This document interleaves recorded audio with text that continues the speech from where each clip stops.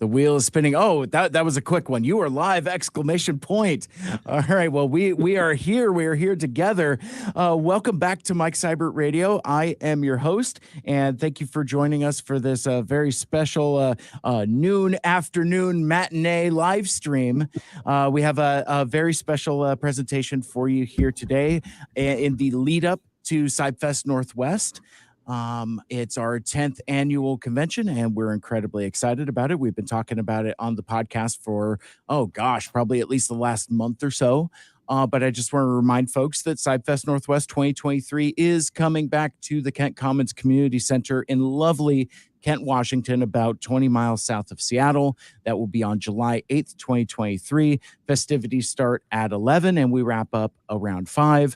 More information is available at our website, cybfestnw.com. That's cybfest.com. We've got an expanded dealer hall. It's the return of the children's play area. We have real life robots in the form of robotics teams. We've got the Bumblebee Camaro. Scotty's bringing his movie-inspired Camaro back. We've got artists, the transforming contest, the art contest, trivia, raffles, and so much more. But as you're watching the video, it's like, but you're not there by yourself, Mike. You have a guest, and we are so thrilled to welcome to CybFest Northwest our featured guest, the one and only Paul Eiding, and he joins me here for afternoon live stream. Thank you so much for joining us today. Happy to be here, my friend. I'm really looking forward to CybFest. It's been a while since I've been up to Seattle, and I've never done a con in the Northwest, so this will be my first time up there. That's terrific. And we were chatting offline just a moment ago before we went live. The weather's going to turn out for you. I think it's the right time of year. You know, folks perceive that Seattle and the Pacific Northwest, it always rains, and we do have a fair amount of rain and gray. But this and the autumn time is my favorite time of year. I love the fall colors, but I love this spring summertime where it's sunny and warm, but not hot. It's very temperate this time of year. I'm looking forward to it. And I'm usually down here in LA. It's usually pretty hot by now, but it's not been. It's been really lovely. Cool in the mornings and not terribly hot in the afternoon. But it's going to get there. July, August, it gets unbearable. So to get away up to Washington, I'm a happy guy.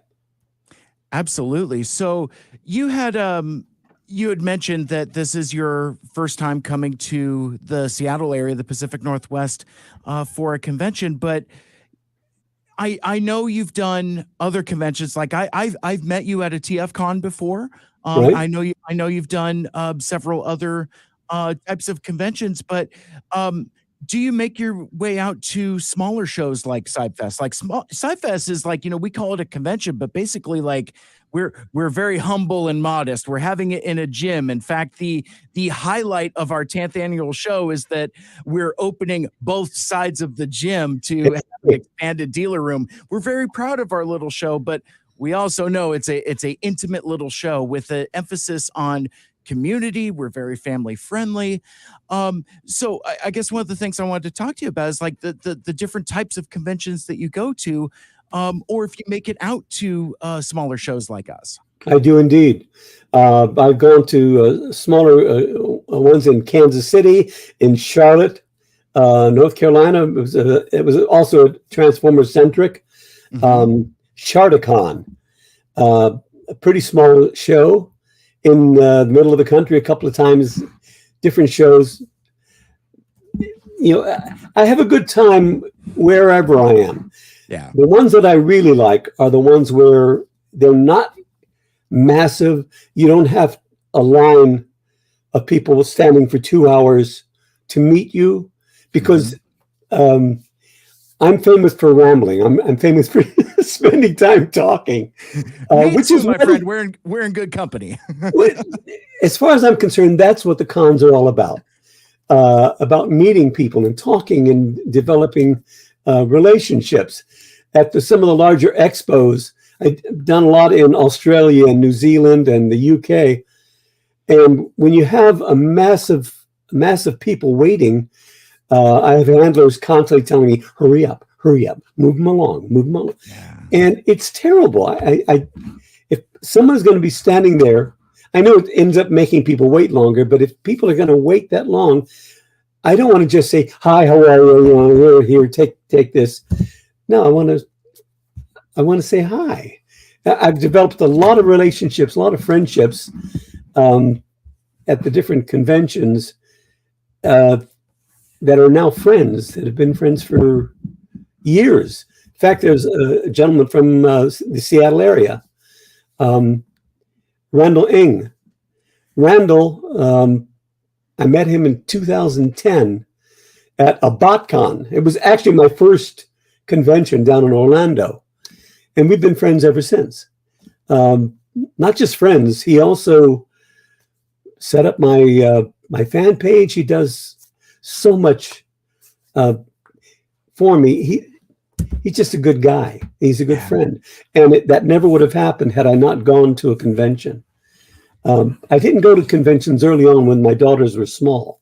Mm-hmm. But once they were in college and they were out, then it's like, okay, now it's time for me to go out and meet folks.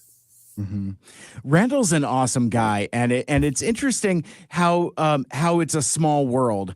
So like he lives here locally in the Pacific Northwest. I met him at another small convention, a Renton City Retro, where he was there having a table, and we were just chatting.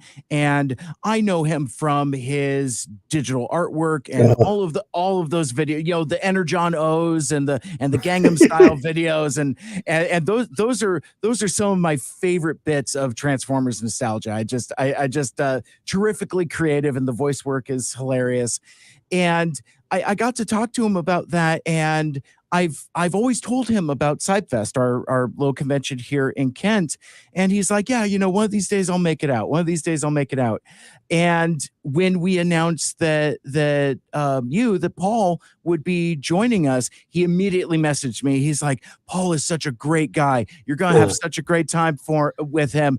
And it's like, oh, by the way, I designed his website and I've been working with him. I'm like, and I had no idea those connections were there. So, and that's one of the things that I really enjoy about the Transformers fan community is it really is kind of like that ride at Disneyland. It's a small world after all, and we're all connected by these love of transforming robots, and it's just great times. I'm always amazed at the talent out there in the fandom. Either the writing, because we do a lot of script reading at the different conventions, and the writers and people like Randall and Dr. Smoove, who does the voice for his videos. Yeah. Just amazing talent. And Randall especially, he blows me away. As you can tell, I'm definitely a fan of Mr. Randall Ing. I'm hoping he comes over. I'm really hoping so. He when he messaged me, he said something like he might have a couple other things going on, but he's definitely going to try to pop in if he can. It would be lovely to see the two of you guys together. Yeah, just for this fan, that would make me happy. Yeah, me too. So we jumped in and just kind of got ahead of ourselves, for folks that may not have met Mr. Paul Eiding before. He's an actor and mostly known for voiceover roles, including Colonel Roy Campbell from the Metal Gear Solid series, which is always a cultural touchstone for me. Like I was a gamer in my early 20s, and Metal Gear Solid was my thing. But what I discovered though is I wasn't especially good at it.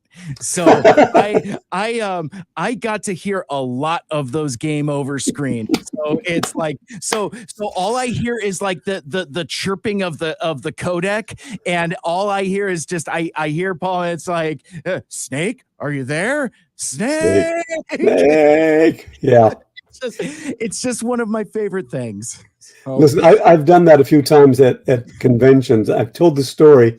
I was doing a convention in, I think it was New Zealand, and sitting beside me, signing, was Charles Martinet, who's the voice of Mario, all the Mario games.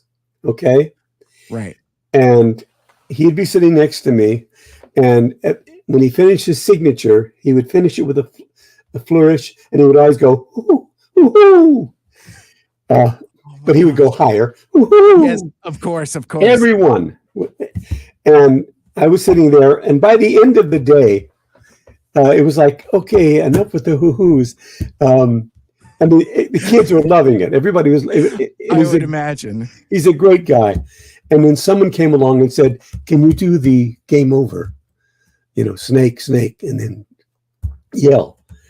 And I said, "Yeah, I will." And but I warned the little kids who were nearby. I said, "I'm going to yell. I'm going to really yell really loud." So, but I didn't tell Charles.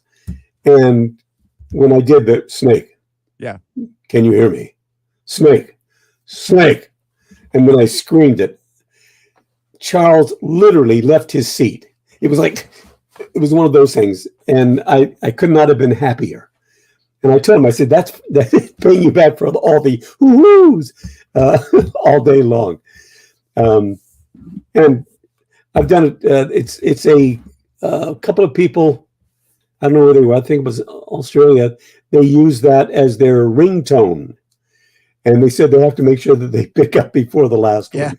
Oh, that's terrific. Yeah. I love it to have it timed out, because really, like the codec signal is almost kind of like a ringtone. I mean, it's literally a ringtone. So yeah, I can imagine that picking up your mobile. It would be like choop choop. It's like, Snake, are you there?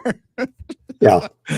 I love it. But, fans obviously, know you as Max Tennyson in the Ben 10 franchise. But well, the original. Yes, right. Yes. But, sorry, go ahead. David K is doing it now. Right. But I'm, the original. Yeah. But most fans joining us here today know you as Perceptor from Transformers Generation 1. And I have a confession for before we get too much further. I'm sure you have met a lot of Transformers fans over these 40 years. I mean, my goodness, next year it's going to be 40 years celebrating Transformers. And a lot of folks like Transformers the movie, right? And a lot of folks like your performance. Transformers the movie, regardless of Transformers fandom or whatever, is my favorite movie. I saw it when I was 7 years old, and I was gobsmacked. It just, for all of the things that fans have been telling you for so long, all of those things apply to me. It ignited my imagination in a way that I hadn't seen anything like it. Like, you hear Frank Miller talking about how he saw the 300 Spartans, or you hear Flint Dille talking about how he saw the Alamo. And Transformers the movie for me was that kind of seminal experience. And I always liked Perceptor. He's there's a little piece of his character that I carry with me. We were talking about rambling earlier, and I have a taste for verbosity. It's like, why say something in one word when 12 will work? And some of my friends, particularly at work, find themselves being like Ultra Magnus, kind of tapping their fingers impatiently. It's just like, just kind of get to the point. I joke with my audience that brevity is not my first best strength. And for good or ill, I always point back to Perceptor and your performance of that. It really left that mark of, kind of like, for lack of a better term, like higher level vocabulary, or just like, just being more loquacious and elegant. And I just, so that character always resonated with me. So before we got any further, I wanted to share that with you and just say thank you for your contribution and being such a significant part of that movie and this franchise that has meant so much to me and so many other folks. Oh, I'm honored. I'm a very lucky man to been. I was one of the young guys when I got out, when I auditioned for the Transformers, and I was working with people that I had listened to for years. And when I got there and started working with these people, it's like I was in heaven, Okay, you got to act with me. See if you remember this. Okay, ready? Cursory evaluation of Decepticon capability indicates a distinct tactical deficiency. In other words, Perceptor? We're outnumbered. We're outnumbered. Clack, clack, clack. Right. I'm sorry, go ahead. No, I was just gonna say I love those exchanges. I like the interplay between that trio of Perceptor, Springer, and Ultra Magnus. Like Springer's like the middleman that like always translates. Right. And it's my understanding that there was like more of that in earlier versions of the script. Like that was like an ongoing thing. I think we got enough in the finished film, but yeah, it was I've since read some earlier versions, and that's like an ongoing joke, and there's a part of me that would really like to have seen that. It would have been lovely. I would have liked that. By the way, I just said something about when I auditioned, and this fellow who he lives on the next block from me. And he said, I just found something that you might be interested in. I don't even know this gentleman. He knows me. I think I've met him once. I could not tell you his name. Okay. But I was out in my yard doing something out in the front. And this man, he was coming on his bicycle. And he said, you're Paul, right? And I said, yeah. He said, Transformers, right? I said, yes. He said, I've got something that I think you'd be interested in. And I said, okay. He said, don't go away. I'll be right back. He went home on his bike, came back on his bike, and he had 3 scripts from 3 scripts and this, which is, I don't know if you can see it. What it is my original audition sheet. Oh my goodness. When I auditioned for Perceptor. It's the actual sheet with Wally Burr's notes on it. It's a copy of it now. Sure. It says call Thompson tonight. I don't know who Thompson is. But he brought this to me and he told me that, I wish I'd heard about it. He went just the day before to an estate sale, and it happened to be a Wally Burr estate sale. Oh my goodness! And he got these scripts. He got some other scripts from other shows, and he said, "I made copies of the scripts because I'm going to keep them, but I wanted you to have them." Because they had a Perceptor in them, and he brought me these, and it just blew me away. That's terrific. That's what he brought me. That's amazing. Oh man, once the live stream video gets done, I'm going to have to go back and pause it and read the text on there. What a terrific artifact. That is so cool. I'm going to bring, I made copies and I'm going to bring them to Kent, to CybFest.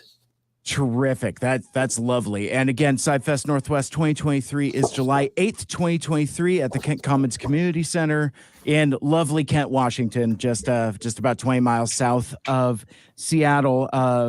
ticketing information is available at CybFest NW.com. And speaking of, you had mentioned that you had those items that you're bringing. What else are you bringing for folks to get autographed? Just a bunch of new 8x10s. I'll sign anything they bring. Mm-hmm. I sign lots of different versions of Perceptor. Mm-hmm. If people want to look ahead of time, they can go on to Streamily.com, and you can just type in my name, and it'll take you to the store there. You don't have to buy anything, but at least if you want to see what I'm bringing. And it's Streamily, STREAMILY.com, and then Paul Eiding. And that'll take you to, and you'll be able to see all the different pictures. I've got some brand new ones, which are fun. I've been watching your site. In fact, I was looking for some biographical information for the interview here, and I was like, wait a sec, he's got some new stuff here. This like there's a terrific Perceptor and Colonel Campbell mashup print that I especially like. If you have one of those, I'm definitely going to get that from you for sure. A friend of mine who is a fan of Metal Gear and Transformers and is also an artist is the one who did that for me. In fact, I think I could do a screen share here and show folks what that looks like. Oh, cool. Just a moment here. Yeah, there we go. That's what that looks like. It's a little small, but yeah, it's a really neat pick, and I think for fans of your work on both of those characters, and as well as you have like tons of other collages with all of the myriad of characters that you've voiced as well. I also put a link to your Streamily shop in the show notes. So like folks watching on YouTube or on Facebook can click on that link and go through and see the cool stuff that Paul has. So like if you're not able to join us in Kent for CybFest, feel free and grab something and he'll autograph it for you. Happy to. That's awesome. So I see now in the chat that I have a lot of listener questions that I would like to blaze through before we wrap up. But before we get to the listener questions, there's one project of yours that I would like to spend a moment talking about, and it's the short film that you starred in, Frank and Emmett, which I know it's been around for a while, but I happened to watch it, I don't know, maybe a couple weeks ago, again, in preparation for this discussion. And I was incredibly moved, and it's very touching. So I didn't want to necessarily leave a conversation with you where we're talking about voiceover work and Transformers and all of that other stuff without having the opportunity to touch on this lovely piece of work. Can you tell me more about Frank and Emmett? You bet. It's one of the things I'm most proud of. It's only a 12-minute film, but it was written and directed by a gentleman who was the head of animation at DreamWorks.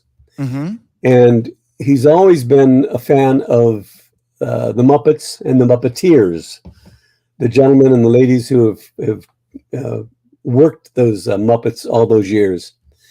And it was kind of an homage to those guys who are a dying breed. Mm-hmm. And it's about a man telling his partner of 40 or so years that the partnership is ending, and this partner happens to be a Muppet. And it touches on a lot of different things. And when I first got the audition for it, it was right at the beginning of the pandemic. Mm-hmm. So everything had to be online. And I got it from my manager. and said, "Do you want to audition for this? It's just a short film." And I read the script and immediately knew who this guy was. I knew that I knew what his imagination was like. I knew that he could relate one-on-one with a puppet or an inanimate object. I just somehow he touched me. And then, and that was before I saw the puppet. And then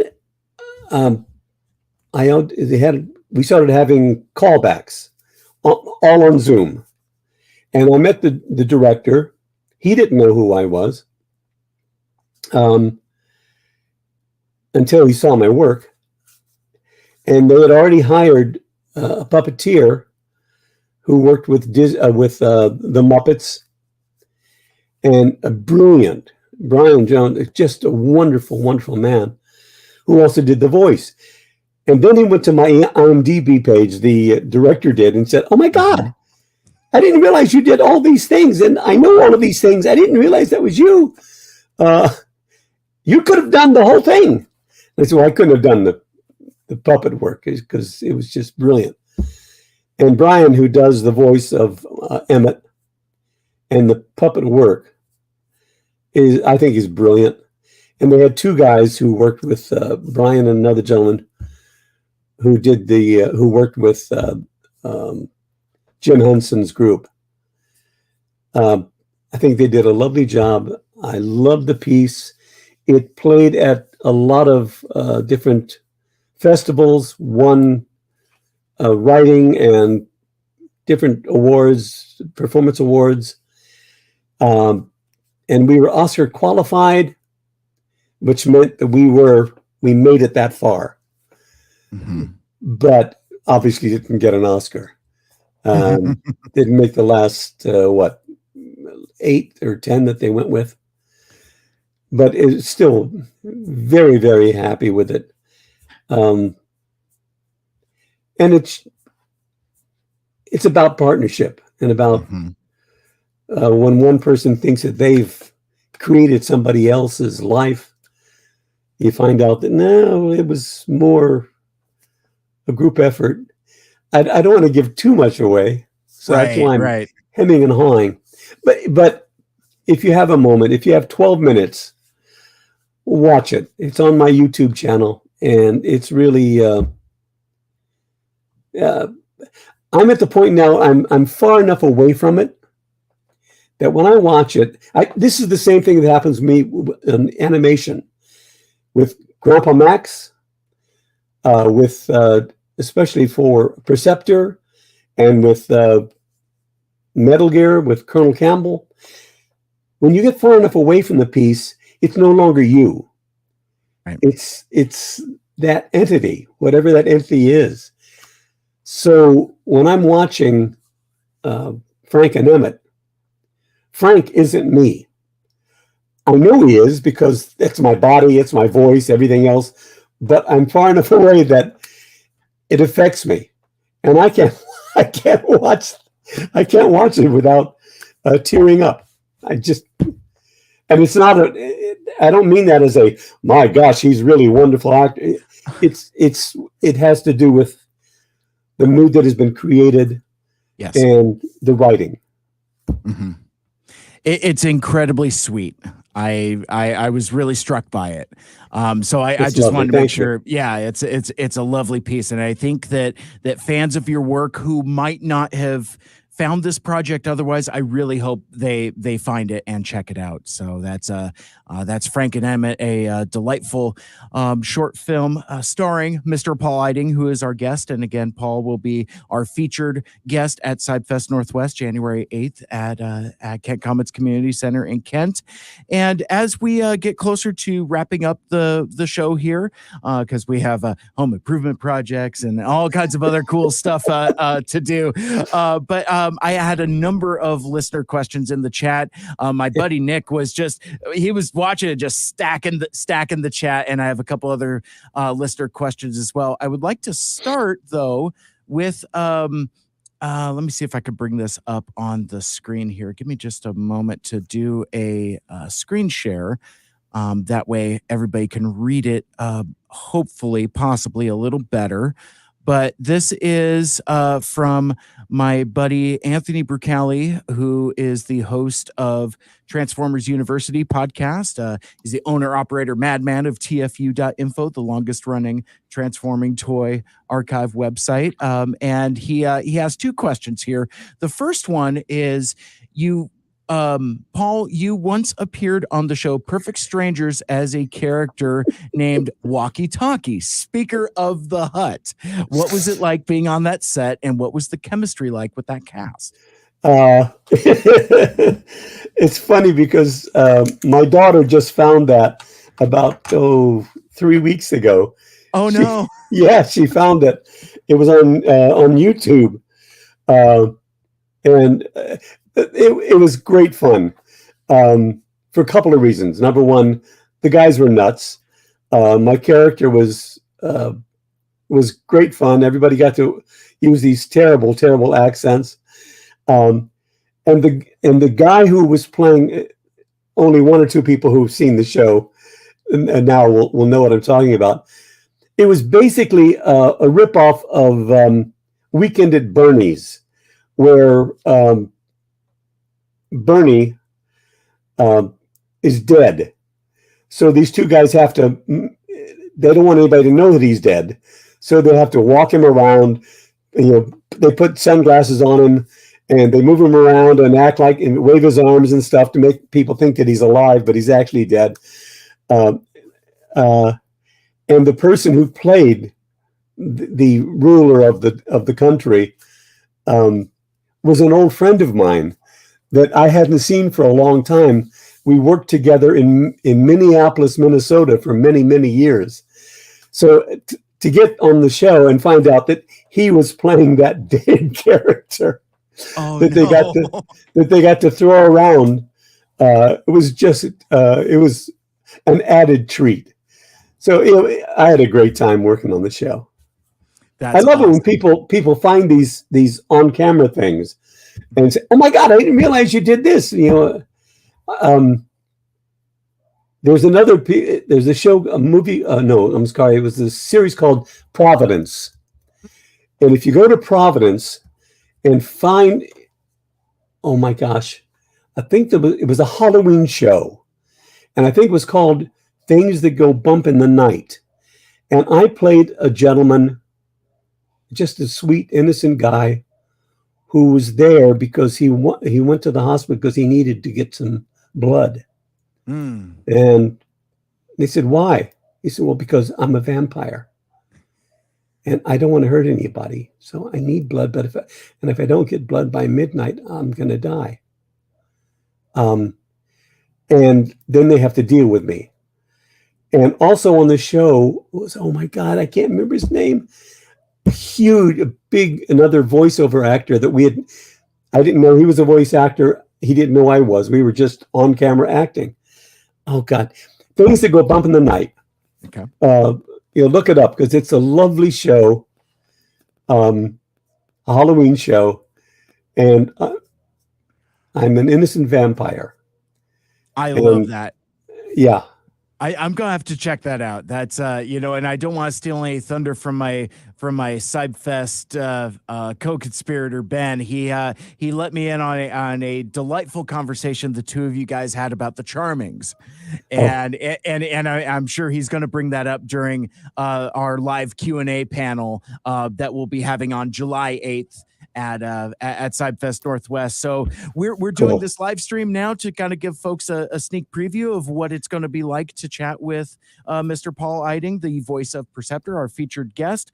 But we'll be hosting a Q&A panel hosted by Ben, and it's going to be a lot of this. So it's like we're gonna go through some of the questions we have online here now, answer as many as we can. But yeah, you're welcome to come in live on July 8th and ask Paul these questions as well, and as well as stop by his table and buy some autographs.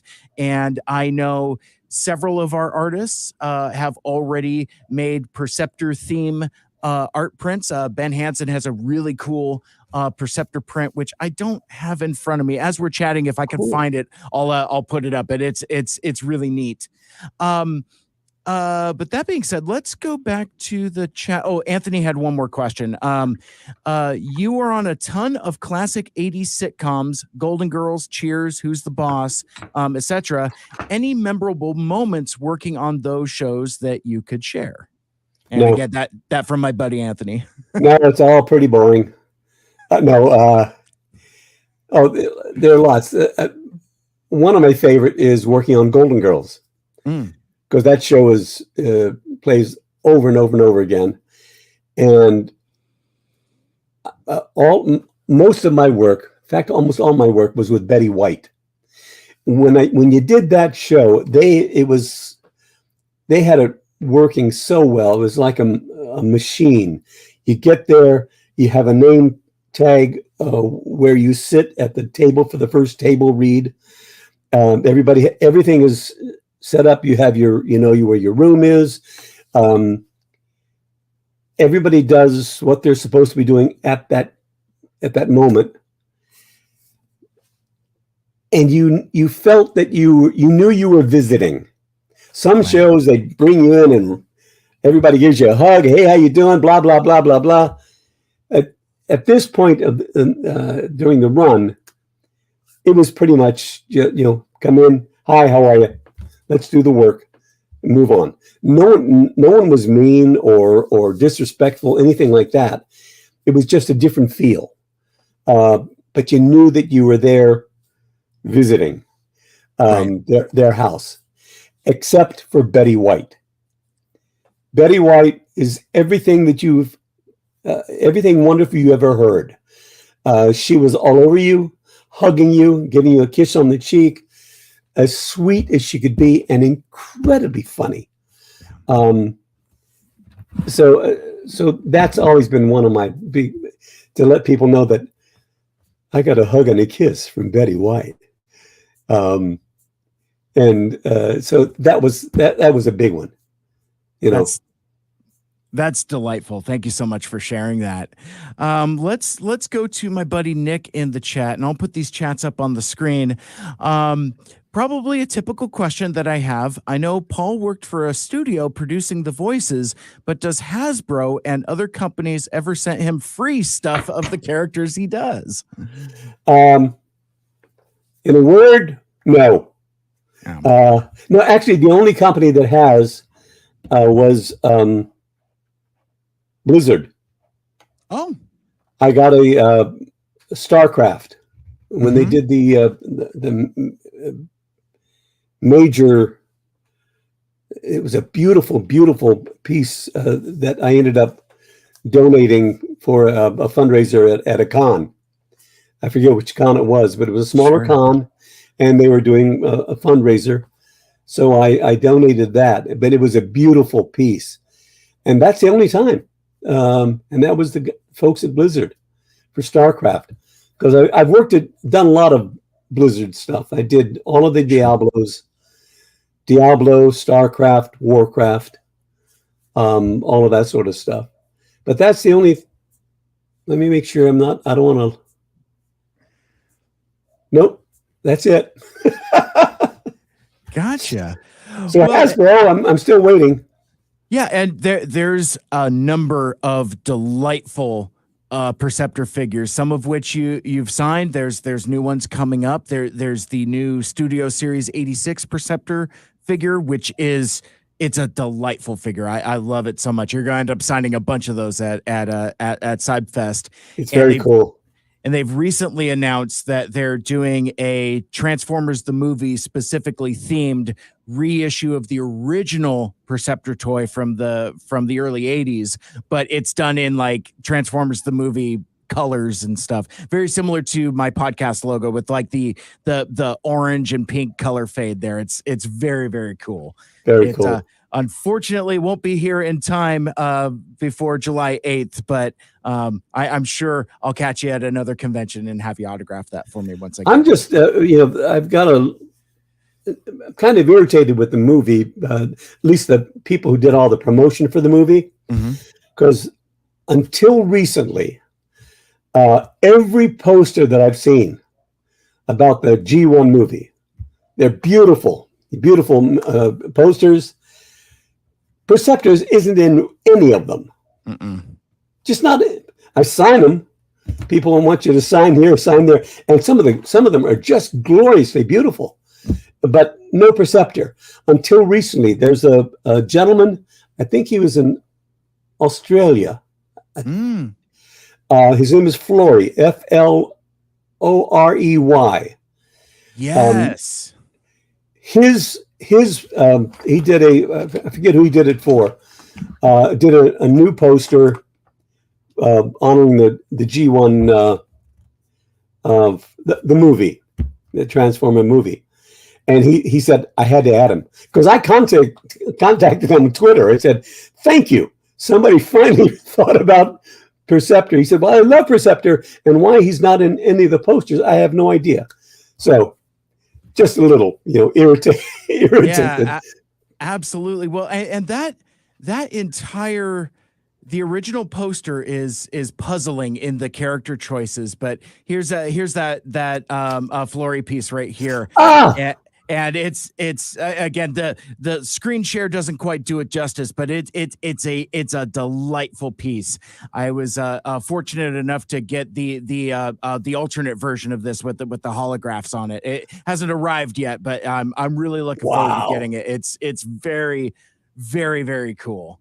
And yeah, it's like to the fact where I can't even zoom on it, but I see a little microscope man over in the corner there. But yeah, what a delightful image. Yeah. And that's, being a fan of Transformers the movie, I spent, as silly as it sounds, I spent a good number of years thinking I was the only one. I went through a period of time in my life where I thought I was the only one that liked this movie until I got connected with more folks in the Transformers fandom. And I'm like, I like Transformers the movie. And they're like, yeah. And who doesn't? Yes. I'm like, but I thought that made me special for a few, but I think you're special, Mike. Thank you, sir. I appreciate that. So speaking of some of the other characters that you've lent your talent to, Nick asks, does Paul follow the characters that he has voiced in other mediums like comic books? For a while I did, but then not really, to be honest. Like I did for a while, and they made Perceptor cool. Gave him made him a sniper. It's like, okay, that's cool, but I never really stayed with it, to be honest. So no, sorry. Speaking to your voice work in those shows, does Paul have an episode of Transformers where he talked to himself doing two different characters? Like I'm trying to remember if there's a episode where Perceptor is interacting with a Quintesson, and I'm just it's fuzzy. I can't remember. I don't. Boy, oh boy, I don't know. Certainly not the face of Najika, because I became Najika. So no. Mm-hmm.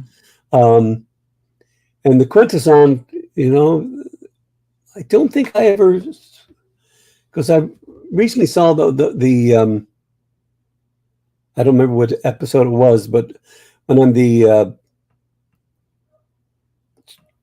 Quintesson merchant, describing why that we were behind the wars and all the fighting. Mm-hmm. But because I know I'm at the beginning of that I'm in the same episode, but I don't think I talked to myself. Gotcha. I have other animated things. Of course, on Ben 10 I did, and other different shows, but no, not that I can remember. If you remember, let me know. Yeah. Feel free to drop that That's in the chat one. or hit us up online later. Speaking of Quintessons, my buddy Alexis Captain Alexis himself. What was the brief for the voice of a Quintesson? Like, what kind of direction did Wally Burr give you? Just be above everyone else, you know, as snide and nasty as you could be, and that you know. I think that was a big thing. That know that you are more powerful and better than anyone else, any other race. That you are superior, and you're looking down your nose at all of them. That's basically what I'm. And just everyone is. God, I'm trying to remember. I don't want to just make it up. Yeah.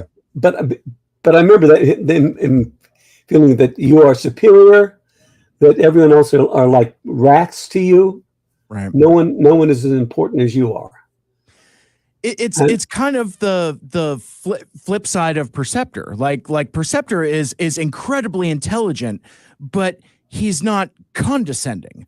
Whereas Quintesson is the opposite Absolutely. of that. Brilliant, but lords that arrogance over lesser beings. Yes. Let's see, what else do we got here in chat? Nick had posted, does Paul try to get out and enjoy cities he visits for conventions? Absolutely. But the bummer is sometimes I don't have time to do that. I have a lot of fun when I do conventions overseas. Overseas, when they go to Australia, you usually do, they don't want to fly you over just for the weekend, obviously. So I'll go and I'll do one in Sydney. And then the following weekend, I'll do one in Brisbane. So you have time. I have walked all over Sydney. I've climbed the Sydney Harbour Bridge. I've walked all over Brisbane because you have time to do that. And that's what it's all about. It's like, God, done the same thing in the UK because you have a few extra days. When I come up to CybFest, my wife and I we're staying a couple of extra days. We're renting a car. And we're going to drive around Seattle, look around Seattle first, and then we're going over to Squim to visit our in-laws, my son-in-law's parents. So yes, whenever possible, yes. I've been to Toronto and really haven't had the time to do it because usually you're in on Friday and you're gone on Sunday, so you don't have the time. Because most of the time, the day, I'm there at the con from opening to closing, Well, sorry, go ahead. No, that's it. I was just gonna say in the case of TFCon Toronto specifically, it's out in Mississauga, so it's like it's not next to Toronto. It's like a half-hour drive or something like that. Like I've been to that convention. It's a delightful show. I mean, terrific folks. Great convention scene, but the one thing it's not is local to town. Back in 2019, my wife and I did a trip where we spent time in Niagara Falls, and then we spent time in Toronto proper, and then ended that adventure in Mississauga for TFCon Toronto, which was a terrific trip. I would recommend that to anybody. But there are times where the city of name is not necessarily where you are, like TFCon Chicago, for example, is in Rosemount, which is not Chicago. So I've been to TFCon Toronto. I'm sorry, TFCon Chicago at least 3 times. I've never been to Chicago proper. Because I stay on campus, that kind of thing. That's right. That's just me. and I'm actually doing TFCon Toronto the week after CybFest. Yep. And I'll be going up there. And again, I think they have me flying in on Friday, early, so I can be there Friday evening, and then leaving Sunday night to get back because I'm working on Monday. So sometimes you don't have the time. Yeah. I know I did TFCon. Where were we? It was outside of DC, and we made that work. We stayed in a couple of extra days, and I knew you don't go to DC and not hang out for a while. Exactly. So whenever possible, absolutely. I mean, you get the feel of the area. Now I've been to Seattle, but never at it for a con. So this would be fun. Excellent. Well, we're really excited to have you. Again, that's going to be CybFest Northwest 2023. It's our 10th annual convention that's coming up on July 8th at the Kent Commons Community Center in lovely Kent, Washington, about 20 miles south of Seattle. Festivities start at 11 o'clock. More information is available at cybfestnorthwest.com. That's CYBFESTNW.com. Right. Paul, this has been an absolute delight. I really appreciate you taking the time to join us. And before we part ways, is there anything that you have either currently going on or coming up that you would like to promote that fans watching might not be aware of? Nothing I can talk about. How many times have you heard that? It's like, it's like often. Yeah, the games I'm working. There's 3 games that I'm finishing up, and I can't talk about. I feel bad. Other than that, you're all invited down to look at the new shower and bathroom that you can't see the paint that I'm finishing up. Just trying to, just staying busy that way. And I'm also going, in September, I'm going out to RetroCon outside of Philly. Oh, nice. So, that's going to be fun. And that's pretty much it. Just staying busy, which is good. I could appreciate that. It always beats the alternative. Am I right? Yeah. The whole line is actors are generally always semi-retired. You're retired until your next gig. Yeah. Luckily, I'm not retired. I love that sentiment. And if folks wanted to connect with you online or on social medias, how can we find you on the internet? I'm on all of them. I'm Facebook. It's just look for my name. I think Facebook. It's me as Colonel Campbell, I believe. And the number 4 Paul Eiding. Twitter. I'm not on Twitter. I don't use Twitter as much. It's just getting so hateful. And Instagram. Just look for my name. I'm there. Perfect. Well, again, the one and only Paul Eiding, the voice of Perceptor and so many more. This has been an absolute blast. Thank you so much for being gracious with your time, and we really appreciate you joining us, and we will see you in Kent, Washington on July 8th for CybFest Northwest 2023. Sounds great. Looking forward to it, guys. Thanks, Mike. I appreciate it.